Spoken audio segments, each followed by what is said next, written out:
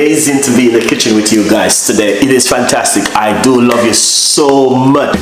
Brush or your cooker or something and you squeeze before you drink water, before you do whatever you're doing. After you brush your teeth, you can do it.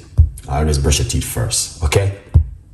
And you get your lemon and you make some lemon water and drink that first thing in the morning on an empty stomach. What it's going to do, it's going to cut out our immune system, just like when you're wiping on your surface with lemon clean or whatever, lemon water or whatever.